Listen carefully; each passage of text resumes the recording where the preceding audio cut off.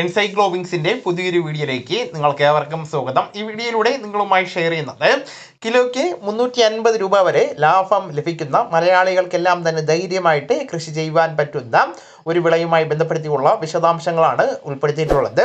നമ്മുടെ വീഡിയോ സാധ്യമായി കാണുന്ന സുഹൃത്തുക്കളാണെങ്കിൽ ആദ്യമേ തന്നെ ചാനൽ ഒന്ന് സബ്സ്ക്രൈബ് ചെയ്യുക. അപ്പോൾ നമുക്ക് വിശദാംശങ്ങളിലേക്ക് കടക്കാം.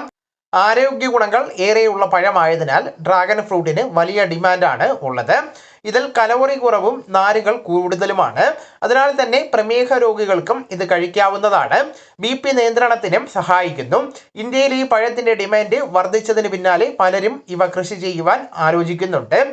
മെക്സിക്കൻ പഴമായിട്ടുള്ള ഇത് കേരളത്തിലെ കാലാവസ്ഥയ്ക്കും മികച്ചതാണ്. നല്ല വരുമാനം ആഗ്രഹിക്കുന്നവർക്ക് ധൈര്യമായിട്ട് ഈ കൃഷി തിരഞ്ഞെടുക്കാവുന്നതാണ്. വിത്തുകളും തണ്ടുകളും നടാവുന്നതാണ്. തണ്ടുകൾ നടുന്നതാണ് കൂടുതൽ നല്ലത്. ആരോഗ്യമുള്ള ചെടിയിൽ നിന്ന് 10 മുതൽ 12 ഇഞ്ച് നീളമുള്ള തണ്ടുകൾ മുറിച്ചെടുത്ത് 2-3 ദിവസം തണലത്ത് വച്ച് ഉണക്കിയെടുക്കുക. വെള്ളം കെട്ടി നിൽക്കാത്ത ഏത് തരം മണ്ണിലും ഡ്രാഗൺ ഫ്രൂട്ട് വളരുന്നതാണ്. ചെടി നടുവാൻ നല്ല സൂര്യപ്രകാശം ലഭിക്കുന്ന സ്ഥലം തിരഞ്ഞെടുക്കാവുന്നതാണ്. മണ്ണ്, മണൽ, ചാണകപ്പൊടി അല്ലെങ്കിൽ കമ്പോസ്റ്റ് എന്നിവ തുല്യ അനുപാതത്തിൽ കലർത്തി ചട്ടിയിലോ തറയിലോ നടാവുന്നതാണ്. ദിവസവും 6 മുതൽ 8 മണിക്കൂർ വരെ നേരിട്ട് സൂര്യപ്രകാശം ലഭിക്കേണ്ടതാണ്. പടർന്ന് വളരുന്ന ചെടിയായതിനാൽ തന്നെ ഇതിന് താങ്ങ് ആവശ്യമാണ്. 6 മുതൽ 7 അടി വരെയുള്ള കോൺക്രീറ്റ് തൂണുകൾക്ക് ചുറ്റും നടാവുന്നതാണ്. ചെടിക്ക് അമിതമായിട്ടുള്ള വെള്ളം ആവശ്യമില്ല. വേനൽക്കാലത്ത് ആഴ്ചയിൽ 2 തവണ നനയ്ക്കുന്നത് നല്ലതാണ്. ജൈവവളത്തിന് മുൻഗണന നൽകേണ്ടതാണ്.